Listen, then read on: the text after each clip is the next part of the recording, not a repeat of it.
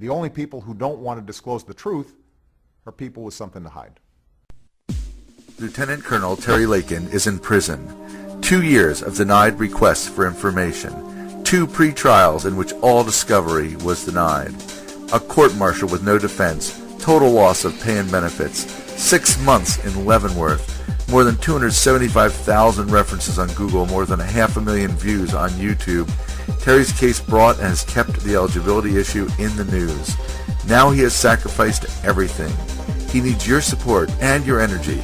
Welcome to the Terry Lakin Action Fund Radio Show on America's Web Radio. Hey, Jess, this is Marco, and Margaret Hemway's on the phone as well. I'm glad you could make it in. Oh, glad to be with you. Very well.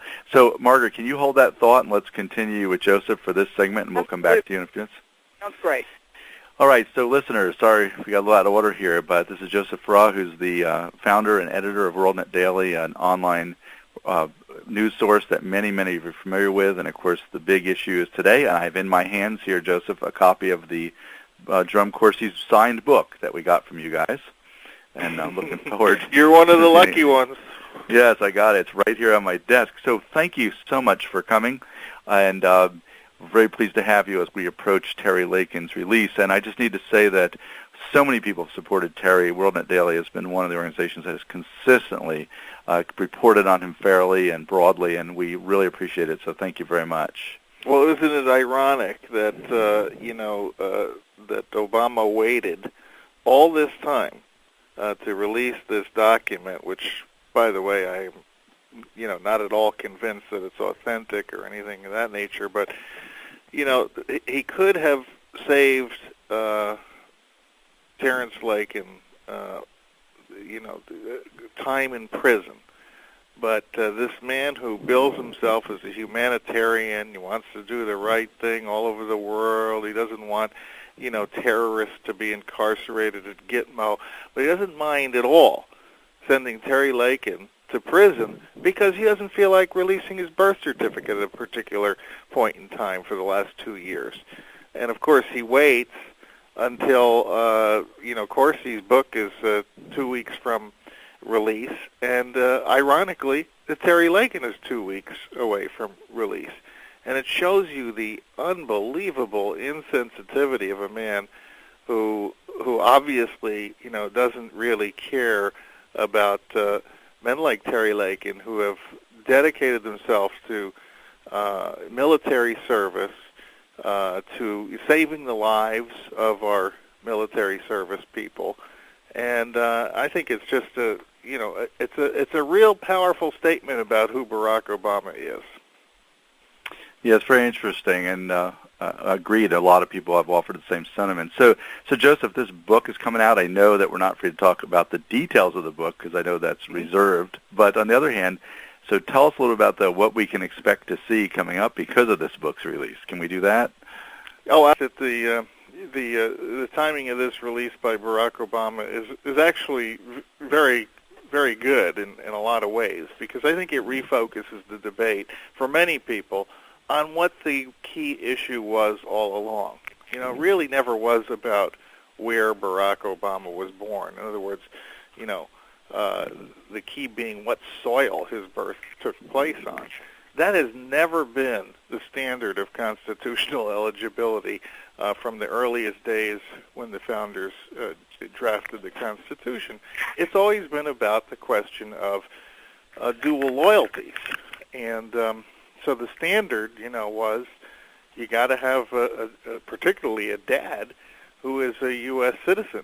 Back then, I don't think they cared that much about the mom, but the standard had been set. And so here we are. He issues a birth certificate that clearly shows his dad was a Kenyan citizen, conferring upon him United Kingdom citizenship at birth. And everybody says, it's all over. The issue has been settled. And I'm trying to figure out how that settles anything, particularly when this birth certificate is invalid, I will say, for several reasons. Not the least of which is we've been told by Barack Obama's family that he was adopted by Lolo Sotoro, an Indonesian citizen, at the age of, I believe, 5 or 6. And so what happens when an American is adopted in 1961 or today? What happens is their birth certificate is amended or replaced, depending on where you live and so forth. It's either amended or replaced. Where's the amendment to this birth certificate reflecting the adoption that the Obama family says took place? And isn't that a game changer in the sense of this is not a valid birth certificate any longer, no matter what it says, because it's not reflecting what we know, what we presume to be the reality of that adoption. Of course, we have not seen any adoption records. All we have are the family's word that it took place. And of course, he moves to Indonesia with his dad, where he becomes an Indonesian citizen, according to his school records, where he is raised as a Muslim, according to his school records. Now, I have to tell you, that's a pretty big deal. And there isn't anybody in the media world that considers that even to be a matter of controversy or something worth scrutinizing further. Then, of course, and I don't want to go on too long, I like to be responsive to your questions, but I've got a whole list of concerns about this document that was released. And, you know, I did not rush to judgment on it. We have been carefully scrutinizing it, calling on the best experts available. But at this point, the number of questions I have has grown. In other words, this birth certificate doesn't answer. It raises more questions than it answers. Yes, and that, of course, is a couple of weeks ago, the Democratic Governors Association sent out a harsh fundraising email, and they said basically no matter how many times it's proven, people won't believe it. And my response, and I'm sure yours was, I said no matter how many times you say it, the fact is it hasn't been proven. So there's like, yeah, okay. Whatever happened to the idea that people in the media were supposed to be skeptical of pronouncements by government officials and politicians? I mean, I was talking to, G. Gordon Liddy, who of course went to prison in the Watergate scandal, now, talk show host, author, and so forth. And I was talking to him about this. I said, Gordon, you were in the Nixon administration, where the press was very skeptical of anything Nixon would say or do. Suppose he had an eligibility question mark hanging over his head the way Obama has for 2 years. Do you suppose if after 2.5 years he actually turns loose the birth certificate that everybody wanted, do you think the media, 2 seconds after he releases a digital image of the document on the White House website, that they say, it's all over? And of course, he said, not only would that not have happened with Nixon, but I can tell you this, that if Nixon needed a birth certificate doctored up, I know who he would have called on to do it. It would have been me and Howard Hunt. And of course, that's what the media would have been expecting back then, would be, okay, let's see what he's going to cook up. They wouldn't have rolled over and said, oh, okay, there it is, thanks very much. Instead, what they've been waiting for 2 years is, Obama to shut up people like me and Jerry Corsi and Terry Lakin. Interesting. And of course, the other thing that people forget, and I believe it's extensively documented in Corsi's book, is this is just one. Right before you came on, I was saying to Ducky, someone wrote on Terry's Facebook site, well, he didn't ask for Bill Clinton's birth certificate, and I emailed back to our social media manager. I said, tell them that, well, first of all, Bill Clinton's documents were in order, and there were millions of things known about Bill Clinton, right? We know nothing about this man, and I know you guys have talked, right? Exactly, but of course, we did ask for John McCain's, and in particular, the Democrats and the media, the New York Times, CNN, in 2008, made it a crusade. They were the original birthers. They insisted that John McCain's eligibility be investigated. It was investigated by the Senate of the United States, and Barack Obama, of all people, sponsored the resolution proclaiming him to be eligible. And one of the things that John McCain, we don't have to go back to Bill Clinton, let's go back to 2008. One of the things that John McCain had to provide immediately, before ever accepting the office, was his long-form birth certificate. And so the double standard is not for Barack Obama. It actually is for Barack Obama, but it's not, for Bill Clinton or George W. Bush. The double standard has been set that Barack Obama plays with a different set of rules. Fascinating. So this book has just come out. What are we going to be looking forward to in the next few weeks or month or so? Well, this book, Where's the Birth Certificate, is subtitled The Case That Barack Obama is Not Eligible to be President. And what I'd like everybody listening to your program to understand is that it's never been really about the birth certificate. And when you read this book, because I don't know if you've gotten into it yet, Marco, but this is at the time he was withholding his birth certificate, and that's the thing that sort of captured the imaginations of, I think, most Americans. Why is he stonewalling on this innocent document? And so that was the title of the book. But the book itself, the substance of it, the content, it is really the case that Obama is ineligible to be president regardless of the birth certificate. And, of course, with the release of the birth certificate, we have a whole new set of concerns. And Jerry Corsi just got back from Hawaii over the weekend investigating the latest circumstances of this release. And so we will have, over the course of, the next several weeks, I can tell you this, stunning, startling new information that will call into question Obama's eligibility and the circumstances of this document that was released so recently. Let's go to our station break, and we'll come back in about 3 or 4 minutes with Joseph and Margaret. So take it away, Sandy Springs. Lieutenant Colonel Terry Lakin is in prison after 3 years of seeking confirmation of Barack Obama's eligibility. It ended up in a court-martial with no defense. He needs your support and your energy. How can you help? First, support Terry and his family. He has given up his pay, his retirement, his rank, and his benefits in defense of our Constitution. Secondly, call your state legislators and tell them that never again should a candidate be on the ballot that has not proven his or her eligibility for that office, especially for the office of president. Visit terrylakin.com. That's Terry Lakin, Lakin.com, to contribute and learn more about Terry's case. This is americaswebradio.com, the best in chat radio designed just for you. Lieutenant Colonel Terry Lakin is in prison.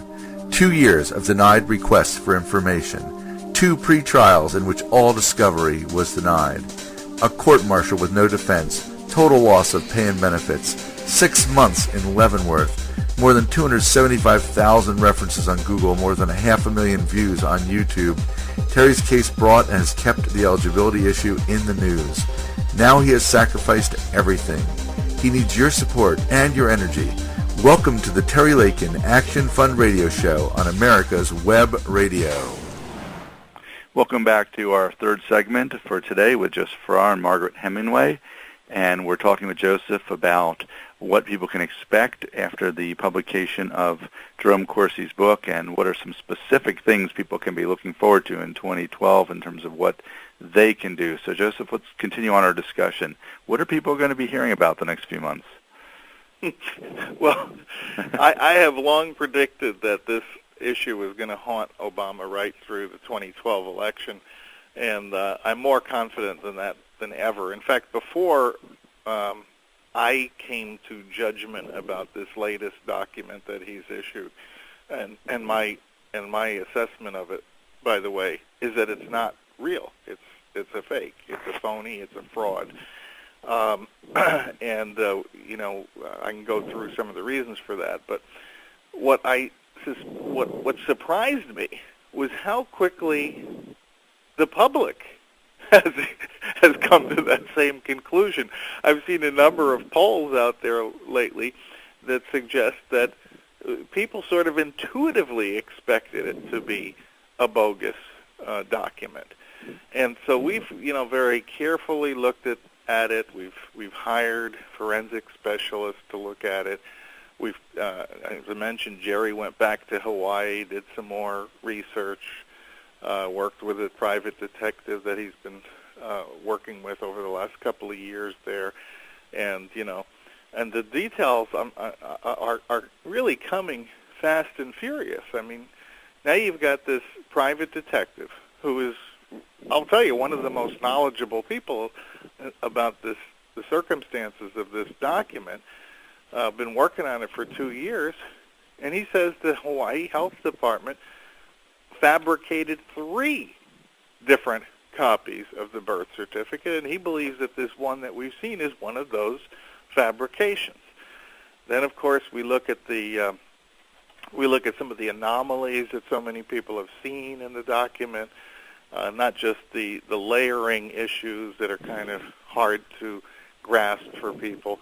But the one that intrigues me the most is we have a document we saw a year ago that purports to be a Hawaiian birth certificate for Obama, but alleging a Kenyan birth. And when we saw that document a year ago, we just very quickly kind of said this is an obvious forgery because Madeline Dunham would not have signed her name and spelled her name wrong in it.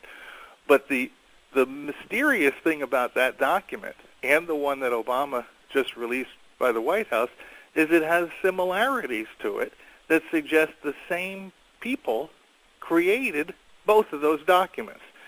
Now, this coincides with what the private detective said, that the health department actually created multiple copies, and he believes they released that Kenyan document with the express purpose of sending, so-called birthers off on a wild goose chase.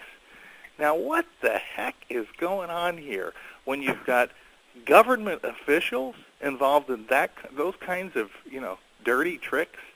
And if not, how do you explain that a document we saw a year ago, posted mysteriously on the Internet, and it's got markings on it that are so similar, strikingly similar to the markings, and these are pencil markings, by the way, in the margin, in the same place as the document that Obama released?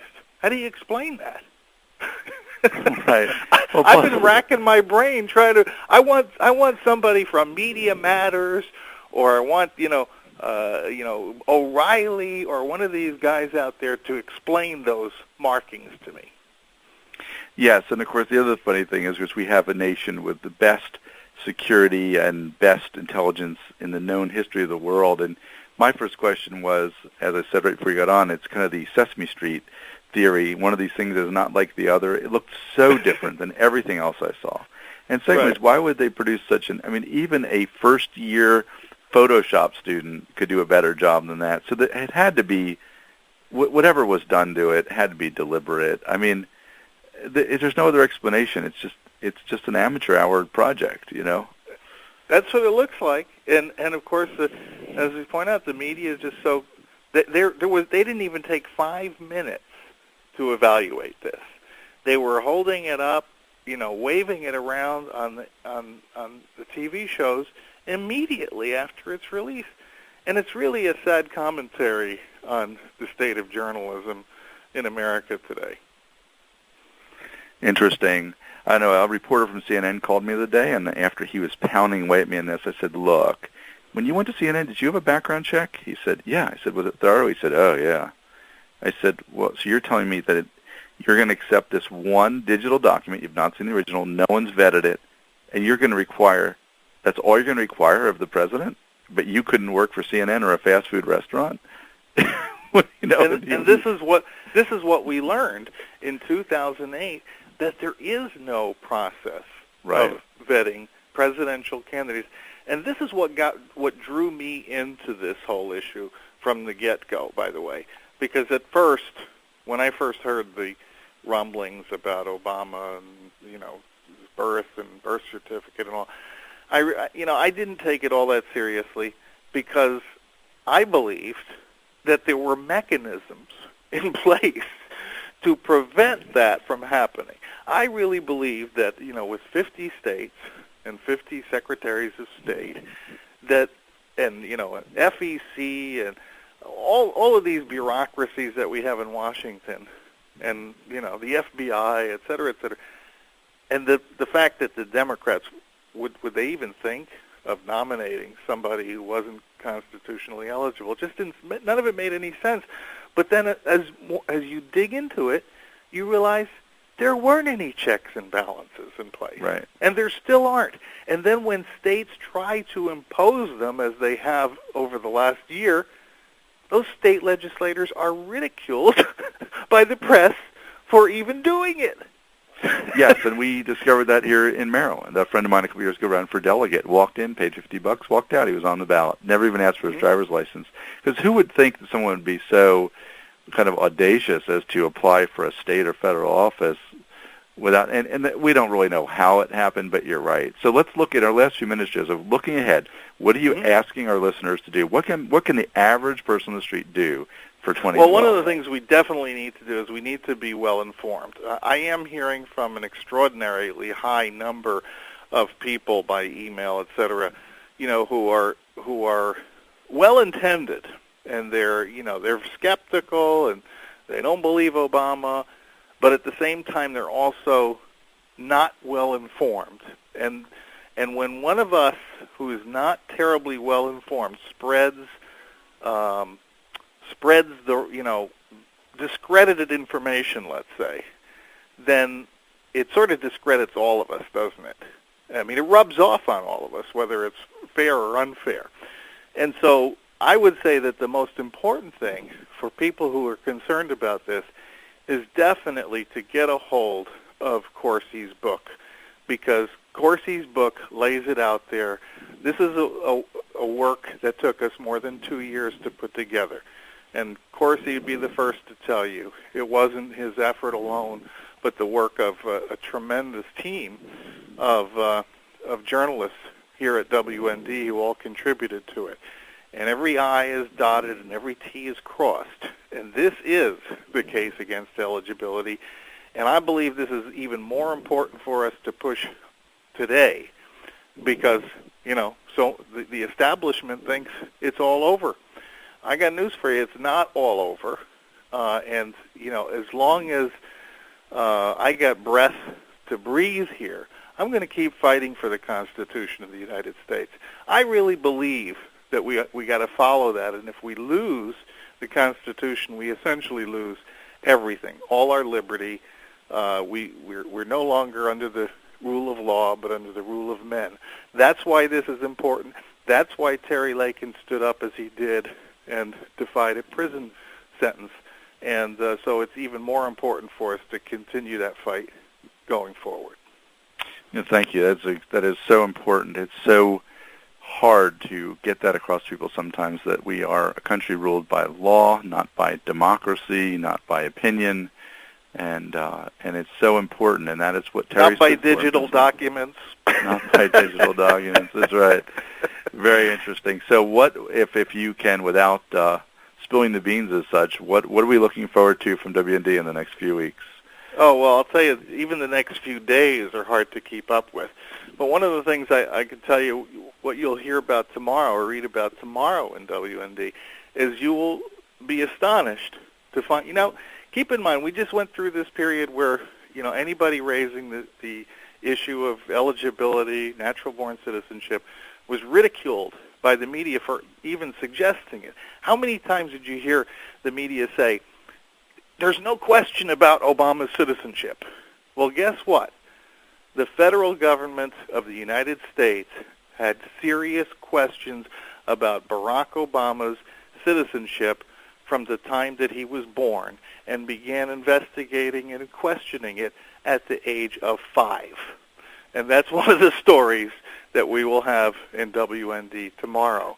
And there's a lot more coming, and so buckle your seatbelts and stay tuned, because you ain't seen nothing yet. Now, Dr. Corsi's book is available from the WND Superstore, right? Yes, it's available right now, autographed by Corsi. I know his hands are getting tired from signing so many copies.